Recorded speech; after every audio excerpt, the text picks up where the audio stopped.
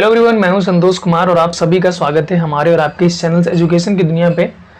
आज के इस वीडियो में हम लोग 2019 में पूछे हुए पावर इलेक्ट्रॉनिक्स के ऑब्जेक्टिव क्वेश्चंस के ऊपर में बात करने वाले हैं। ठीक है, चलो फिर देखो। सबसे पहला क्वेश्चन क्या पूछा आपसे? पहला क्वेश्चन ही आपसे पूछा है, in a thyristor anode current is made up of.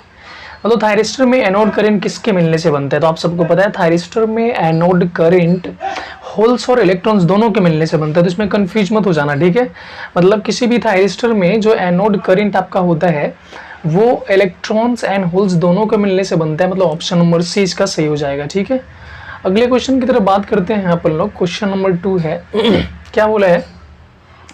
A diode can be termed as. Diode को हम लोग कौन सा टर्म मतलब कौन सा नाम देते हैं? तो डायोड का फुल फॉर्म क्या होता है? डायोड को क्या किस नामों से जानते हो आप? डायोड 4AC, मतलब ऑप्शन नंबर ए सही हो जाएगा। ठीक है, अगले क्वेश्चन की तरफ बात करें। क्वेश्चन नंबर 3 है आपका, UJT exhibit negative resistance region. UJT कहाँ पे नेगेटिव रेजिस्टेंस रीजन को शो करता है? आप सबको पता होगा। देखो यूजेटी का जब भी आप ऐसा बनाते थे ना ग्राफ, तो कुछ ऐसा बनता था। ठीक है, याद है? ऐसा बनता था।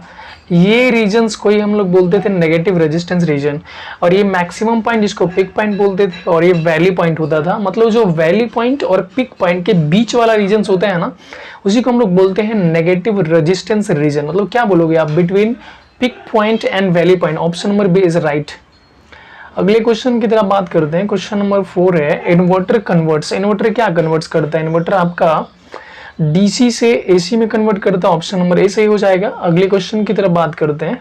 क्वेश्चन नंबर 5 क्या बोला है? Question number 5, which semiconductor device behaves structurally as a consisting of a diode and 2 resistor. देखो ध्यान से समझना, मतलब बोल रहे हैं ना कौन सा ऐसा डिवाइस है जो एक डायोड और 2 रजिस्टर के जैसा बिहेव करता है। तो आपने यूजेटी पढ़ा था ना, यूजेटी में हम लोग बेसिकली एक एन टाइप का सबस्ट्रेट का यूज करते हैं और उसमें बीच में पी टाइप का लेयर डॉप्ड किया हुआ रहता है।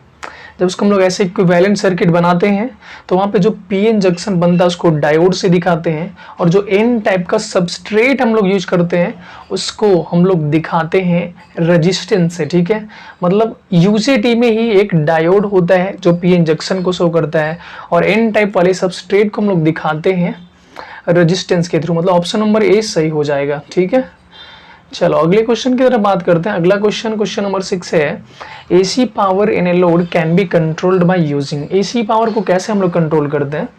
तो एसी पावर को हम लोग basically 2 SCR in parallel opposition.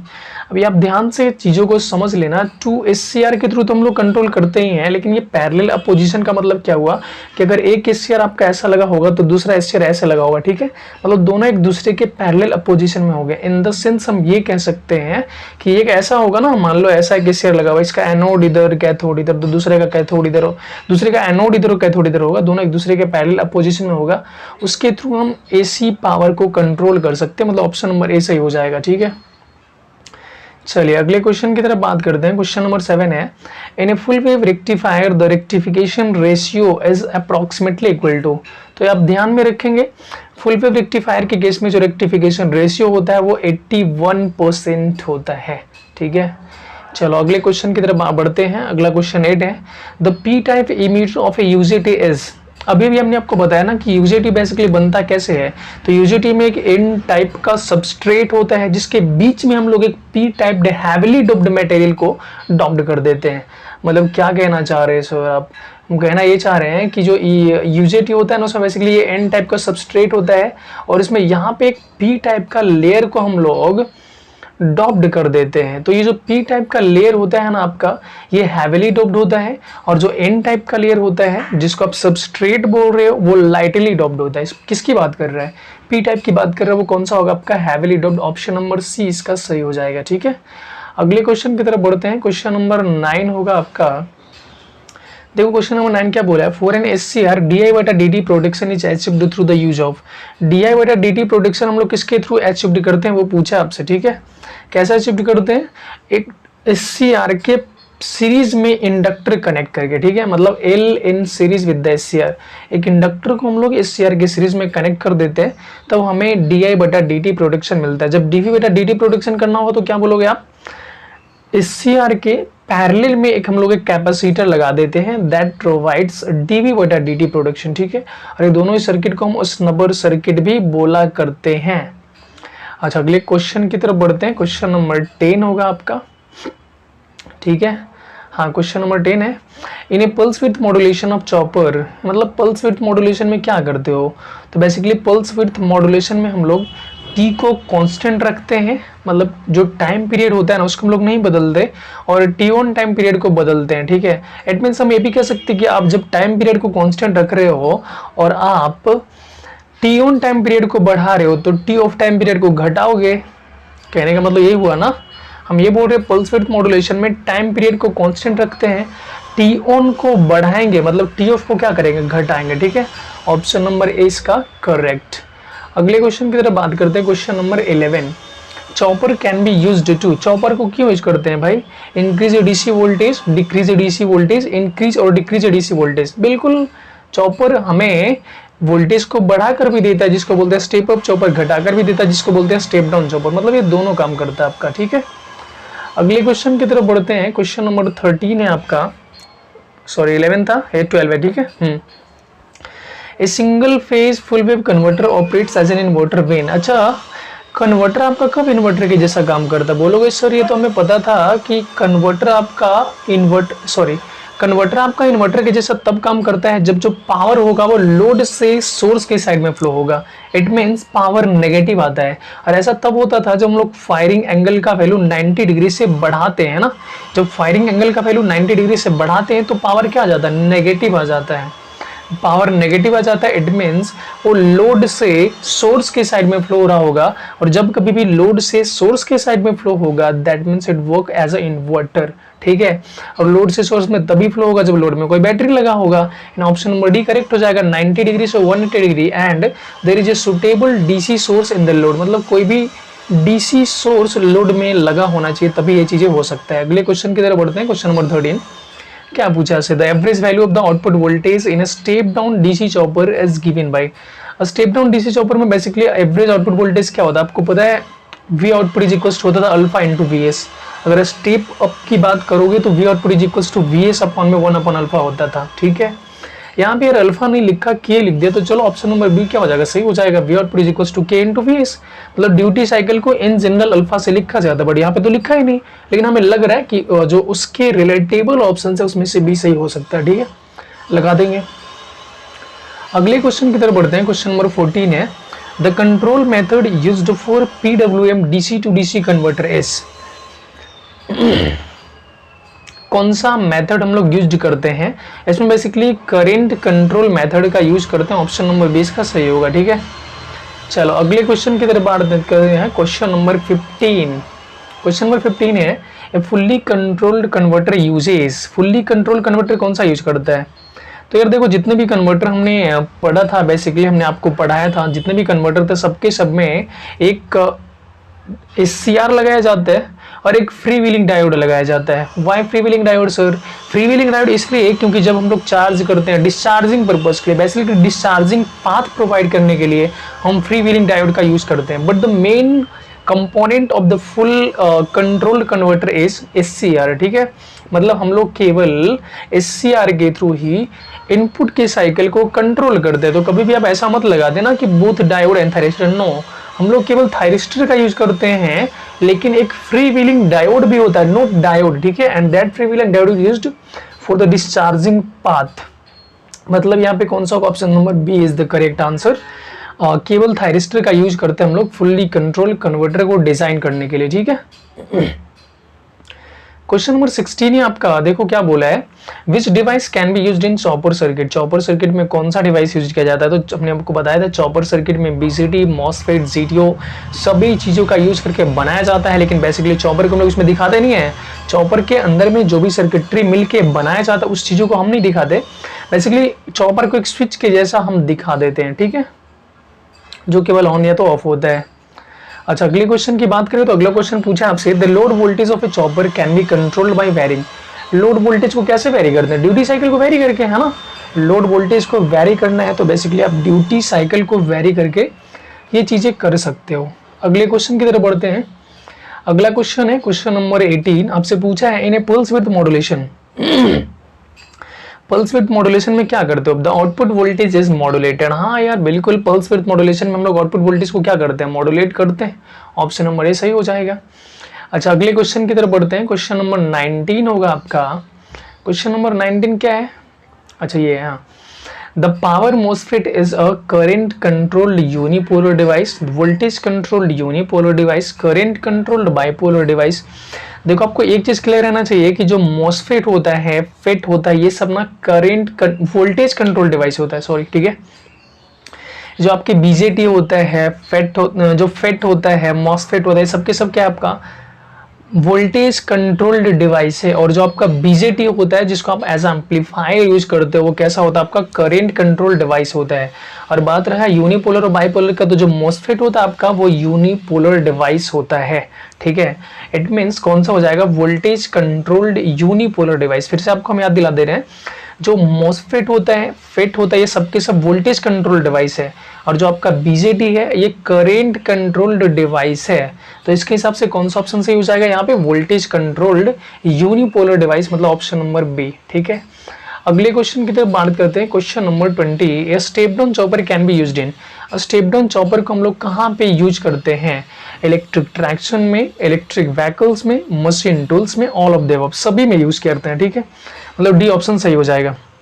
तो ये 20 ऑब्जेक्टिव क्वेश्चंस था। इसके बाद सब्जेक्टिव क्वेश्चंस स्टार्ट होता है, जिसके ऊपर बात हम लोग नहीं करेंगे, उसको हमने क्लासेस में डिस्कस। तो हम लोग 2020 में पूछे गए पावर इलेक्ट्रॉनिक्स का ऑब्जेक्टिव क्वेश्चंस के बारे में बात करने वाले हैं। देखो सबसे पहला क्वेश्चन क्या पूछा है, ठीक है। सबसे पहला क्वेश्चन आपको बोल रहा है the basic element of electric drive से। इलेक्ट्रिक ड्राइव का सबसे बेसिक एलिमेंट क्या है? तो देखो इसमें एक्चुअली इलेक्ट्रिक मोटर भी होता है और कंट्रोल सिस्टम, मतलब ऑप्शन नंबर कौन सा सही हो जाएगा? सी, ठीक है। Electric motor and control system. अगले क्वेश्चन की तरफ बढ़ते हैं। क्वेश्चन नंबर 2 आपका देख लो। क्वेश्चन नंबर 2 क्या बोला आपसे? 3 phase converter are employed for. 3 phase converter को हम लोग बेसिकली कहाँ पे एम्प्लॉयड करते हैं, मतलब कहाँ पे लगाते हैं? तो जहाँ पे लार्ज वोल्टेज रेटिंग की जरूरत पड़ती है ना, वहाँ पे हम लोग इसका यूज करते हैं। मतलब लार्ज किलोवाट मोटर, जहाँ पे लार्ज रिक्वायरमेंट्स होता है रेटिंग्स की। तो बेसिकली ऑप्शन नंबर ए इसका करेक्ट हो जाएगा, ठीक है। अगले क्वेश्चन नंबर 3 की बात करते हैं। Cyclo converter is, cyclo converter क्या है? आप सबको पता है ना, साइक्लो कन्वर्टर 2 तरह का होता है, स्टेप डाउन और स्टेप अप। बेसिकली या तो फ्रीक्वेंसी को बढ़ाता है या फिर फ्रीक्वेंसी को घटाता है, मतलब ये फ्रीक्वेंसी कन्वर्जन डिवाइस है। कौन सा ऑप्शन सही हो जाए? देख लो, 1 stage power converter no, 1 stage voltage converter no, 1 stage frequency converter yes, मतलब ऑप्शन नंबर सी क्या हो जाएगा? करेक्ट हो जाएगा, ठीक है। अच्छा अगला क्वेश्चन नंबर 4 की बात हम लोग करते हैं। क्वेश्चन नंबर 4 आपसे क्या बोला गया देख लो। Which methods of heating control has leading power factor. देखो कौन सा मेथड लीडिंग पावर फैक्टर देता है आपको? तो ये बेसिकली डाइलेक्ट्रिक हीटिंग में हम लोग ऐसे लीडिंग पावर फैक्टर देखने को मिलता है। ऑप्शन नंबर 20 का करेक्ट हो जाएगा, ठीक है। अच्छा अगले क्वेश्चन नंबर 5 की बात करते हैं। क्वेश्चन नंबर 5 बोला गया है when cells of a storage battery are connected in parallel then क्या होता है? जब हम लोग सेल्स को, जब बैटरी के सेल्स को पैरेलल में कनेक्ट कर देंगे तब क्या होगा? ऑब्वियस सी बात है, पैरेलल में कनेक्ट करने से वोल्टेज तो सेम ही रहता है, लेकिन उसका कैपेसिटी बढ़ जाता है, मतलब करंट कैपेसिटी बढ़ जाता है। उसके हिसाब से ऑप्शन नंबर सी क्या हो जाएगा? करेक्ट ऑप्शन हो जाएगा, ठीक है। अच्छा अगले क्वेश्चन नंबर की बात करते हैं। क्वेश्चन नंबर 6 है, देख लो क्या बोला है। ए थायरिस्टर इज, थायरिस्टर क्या है? इसमें तो बोलने की नीड ही नहीं है। Thyristor 4 layer 3 terminal and 3 junction device है, ठीक है। तो 4 लेयर 3 जंक्शन डिवाइस है। Option number A will be the right option, ठीक है। अगले क्वेश्चन नंबर 7 की बात करते हैं। क्वेश्चन नंबर 7 है आपका, देख लो क्या बोला है। If the cathode of an SCR is made positive with respect to anode and no gate current is applied, then अच्छा क्या बोला है पहले सोच लो। अगर किसी SCR के कैथोड पे आप नेगेटिव दे रहे हो, मतलब नेगेटिव से कनेक्ट कर रहे हो, और एनोड को पॉजिटिव से कनेक्ट कर रहे हो, तो जो जंक्शन J1 होता है forward biased, junction J2 reversed biased, junction J3 forward biased. अगर आप ऐसा अपोजिट कर रहे हो, जैसा क्वेश्चन में बोला है कि अगर आप कैथोड को पॉजिटिव बना दो, इट मीन्स नेगेटिव, ये जो हम लोग जिसको नेगेटिव करते थे, मतलब ये ऐसा बना, देख लो। ये कहने का मतलब ये हुआ कि अगर आप SCR बना रहे हो, ठीक है जी, आपको ये कैथोड को पॉजिटिव और एनोड को नेगेटिव बनाना, इस केस में क्या हो जाएगा? इस केस में आपका जो जंक्शन J1 होगा रिवर्स्ड बाइस, जंक्शन J3 भी रिवर्स्ड बाइस एंड जंक्शन J2 मतलब बीच वाला लेयर केवल आपका फॉरवर्ड बाइस्ड होगा। ऑप्शन की ओर बढ़ते हैं, देखो क्या बोला है, all the junction are reversed biased, no, all the junctions are forward biased, no, only one middle junction is forward biased. Yes, हाँ, रिवर्स्ड बाइस के केस में केवल मिडिल वाला जो जंक्शन होगा वही केवल फॉरवर्ड बाइस्ड होगा, मतलब ऑप्शन नंबर सी क्या हो जाएगा, करेक्ट। ठीक है, अगले क्वेश्चन की तरफ बढ़ते हैं। क्वेश्चन नंबर 8 है आपका, which of the following is the most suitable method to turn on thyristor. यह हर बच्चे को पता होता है, gate triggering method, option number A correct. ठीक है, चलो अगला क्वेश्चन नंबर 9 की बात करते हैं। बोला गया है the sink to ambient thermal resistance of SCR, ये क्या करता है, ये जो सिंक एम्बिएंट थर्मल रेजिस्टेंस है ना, ये बेसिकली SCR के कॉन्फ़िगरेशन पे डिपेंड ही नहीं करता, इसको कुछ अलग तरीके से निकाला करते हैं। ठीक है, मतलब इसका यहाँ पे कौन सा ऑप्शन सही हो जाएगा, D is independent of SCR configuration, ये SCR के कॉन्फ़िगरेशन पे डिपेंड नहीं करता है। ठीक है, चलो अगला क्वेश्चन नंबर 10 है, देखो क्या बोला है, in a single phase half wave circuit with load RL and free wheeling diode the free wheeling period is. अच्छा यार देखो, एक सिंगल फेज अगर हम लोग हाफ वेव कन्वर्टर बनाते हैं तो 0 से पाई तक में आप जब थायरिस्टर को ऑन करोगे तो क्या कंडक्शन करेगा, आउटपुट मिलेगा। अच्छा, जब नेगेटिव हाफ साइकिल आएगा तो एक ही लगाया ना हाफ वेव, मतलब एक ही थायरिस्टर लगा, वो ऑफ हो जाएगा, मतलब जो लोड में स्टोर करके रखा है वो फ्री व्हीलिंग डायोड के थ्रू डिस्चार्ज होगा। मतलब ये तो कंफर्म है कि हम लोग ये बोल सकते हैं कि ये सर 2 पाई से डिस्चार्ज होना स्टार्ट करता है, मतलब फ्री व्हीलिंग पीरियड 2 पाई से स्टार्ट होता है। ठीक है, ऑप्शन नंबर ये तो गया, 0 से नहीं होता, अल्फा से भी नहीं होता। ऑप्शन नंबर सी पाई से लेकर 2 पाई प्लस अल्फा तक बोला है। Option number D pi upon 2 से लेकर 2 पाई माइनस अल्फा तक बोला। आपको क्या लगता है कहाँ तक होगा, सोचो। अरे पाई से लेकर 2 पाई प्लस अल्फा तक होगा ना, बिल्कुल, यानी ऑप्शन नंबर सी हो जाएगा इसका करेक्ट। ठीक है, अगले क्वेश्चन की तरफ बढ़ते हैं। क्वेश्चन नंबर 11 है आपका, देख लो क्या बोला है, a fully control converter uses, fully control converter क्या यूज करता है, अभी आप थोड़ी देर पहले हम लोग देख रहे थे कि फुल्ली कंट्रोल कन्वर्टर केवल थायरिस्टर यूज करता है और एक फ्री व्हीलिंग डायोड का यूज करता है जो डिस्चार्जिंग पर्पस से हम लोग इसमें लगाते हैं। ठीक है, मतलब क्या होगा यहाँ पे, थायरिस्टर ओनली, केवल थायरिस्टर को लगाते हैं, डायोड को नहीं लगाते हम लोग, फ्री व्हीलिंग डायोड को लगाते हैं। ठीक है, अच्छा अगले क्वेश्चन नंबर 13 की बात करते हैं। देखो क्या बोला है, ए 3 phase full converter will require minimum number of SCR। अब ध्यान से समझो, अगर आपको AC को कंट्रोल करना होगा तो मिनिमम 2 SCR तो चाहिए ना एक फेज के लिए। हाउ सर, एक फेज की अगर आप बात कर रहे हो तो एक थायरिस्टर ऐसे लगाओगे और एक इसका जस्ट अपोजिट थायरिस्टर लगाओगे, ऐसे कंट्रोल करोगे, बोलो येस और नोट। अगर एक फेज को कंट्रोल करना होगा आपको तो 2 थायरिस्टर लगाओगे ना, ये गेट को शो करवा देना। ठीक है, हाँ सर। तो अगर आपको 3 फेज को कंट्रोल करना होगा तो मिनिमम नंबर ऑफ SCR कितने कनेक्ट करने पड़ेंगे, 6 सर, क्योंकि एक फेज के लिए 2 चाहिए तो 3 फेज के लिए कितना चाहिए, 6। तो option number B is the right. ठीक है, अच्छा अगले क्वेश्चन की तरफ बात करते हैं। क्वेश्चन नंबर 13, क्वेश्चन नंबर 13 आपसे क्या बोला है, पढ़ना ध्यान से आप। The cyclo converter requires the forced और नेचुरल कम्यूटेशन एज अंडर। ठीक है, तो देखो इसमें एक स्टेप अप साइक्लो कन्वर्टर में ही केवल फोर्स्ड कम्यूटेशन का यूज़ किया जाता है, जो कि ऑप्शन नंबर ए में ही दिया गया आपका, forced commutation in step up cyclo converter. ठीक है, forced commutation in step down cyclo converter no, forced commutation in both never. ठीक है, मतलब ऑप्शन नंबर ए आपका सही हो जाएगा, फोर्स्ड कम्यूटेशन केवल आपका स्टेप अप साइक्लो कन्वर्टर में यूज किया जाता है। ठीक है, चलो अगले क्वेश्चन की बात करते हैं। 14, a chopper is a time ratio controller AC to DC converter. Chopper क्या है, चॉपर बेसिकली फिक्स्ड DC को वेरिएबल DC में कन्वर्ट करता है। ठीक है सर, ये तो इसका काम हुआ। अच्छा चॉपर स्विच भी था क्या, हाँ सर चॉपर स्विच भी है जो बहुत जल्दी ऑन ऑफ होता है, मतलब चॉपर का जो स्विचिंग फ्रीक्वेंसी, स्विचिंग एक्शन होता है वो बहुत ज़्यादा होता है। मतलब सर इसके हिसाब से, ऑप्शन के हिसाब से क्या बोल सकते हो आपने, time ratio controller no, AC to DC converter no, AC to DC converter तो आपका ये रेक्टिफायर होता है, AC ट्रांसफार्मर नो, मतलब हाई स्पीड सेमीकंडक्टर स्विच होगा, option number B is right. ठीक है, अगले क्वेश्चन की तरफ बात करते हैं हम लोग, क्वेश्चन नंबर 15। ठीक है, in case of variable frequency system of chopper which is varied. Variable frequency system के केस में क्या वेरिड करते हो आप, देखो 2 तरह के फ्रीक्वेंसी कंट्रोल सिस्टम होता है बेसिकली। एक बार फ्रीक्वेंसी को हम कांस्टेंट रखते हैं, एक बार फ्रीक्वेंसी को भी वेरी कर देते हैं। तो जब फ्रीक्वेंसी को कांस्टेंट रखते हैं तो हम या तो TON को कांस्टेंट या फिर TF को, जैसे TON को बढ़ाओगे तो TF को घटाना पड़ेगा, इट मीन्स फ्रीक्वेंसी कांस्टेंट रहेगा। हाँ ना भाई, अगर आप टी एफ को बढ़ा रहे हो तो डी एन को क्या रखना पड़ेगा, कांस्टेंट रखना पड़ेगा। तो ये होता है वेरिएबल नहीं constant frequency system. Variable frequency system में हमें मतलब ही नहीं है, मतलब फ्रीक्वेंसी चेंज हो जाए कोई फर्क नहीं पड़ता। इसके लिए हम क्या करेंगे, किसी भी एक को कांस्टेंट रखते हैं। जैसे आप टी ऑन को कांस्टेंट रखोगे और टी ऑफ को वेरी करो तो ऑब्वियस सी बात है फ्रीक्वेंसी क्या हो जाएगा, बढ़ जाएगा। मतलब इन द सेंस आप ये कह सकते हो कि वेरिएबल फ्रीक्वेंसी सिस्टम में हम फ्रीक्वेंसी को चेंज करते हैं, मतलब टाइम पीरियड को क्या करेंगे, चेंज करेंगे, तो फ्रीक्वेंसी क्या हो जाएगा, चेंज हो जाएगा। ठीक है, ऑप्शन नंबर इसका राइट होगा। अगला क्वेश्चन 16 की बात कर लेते हैं। देखो क्या बोला गया है, type C chopper consist of.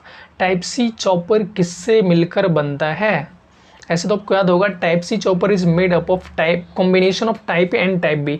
मतलब टाइप ए और टाइप बी चॉपर के मिलने से टाइप सी चॉपर बनता है। वो टाइप ए चॉपर याद करो, टाइप ए चॉपर में एक चॉपर लगा होता है, एक डायोड लगा होता है, चॉपर लगा होता है, एक डायोड लगा होता है। मतलब 2 चॉपर और 2 डायोड का यूज किया जाता है टाइप सी चॉपर में। ठीक है, तो कहाँ पे ऑप्शन है, 2 diode and 2 switches. Option number A is right. ठीक है, मतलब चॉपर मतलब क्या यार, स्विच बताया भी आपको हम, तो 2 डायोड एंड 2 स्विच हो जाएगा। ठीक है, अच्छा अगले क्वेश्चन की बात करते हैं। क्वेश्चन नंबर 17 आपका, देखो क्या पूछा है, ए forced commutation requires. Forced commutation क्या ज़रूरत होता है फोर्स कम्यूटेशन में, आपको तो पता है फोर्स कम्यूटेशन में कम्यूटेटिंग एलिमेंट की ज़रूरत पड़ता है, जो पहले जब थायरिस्टर ऑन हो तो चार्ज हो जाए, और जब चार्ज हो जाए तो वो उसी को ऑफ कर दे, है ना। मतलब उसमें कैपेसिटर की हमें नीड होती है, जो जब ऑन रहता है थायरिस्टर तो वो चार्ज हो जाता है, और जब ये चार्ज हो जाता है तो उसको ऑफ कर देता है। मतलब ये प्री रिचार्ज्ड कैपेसिटर,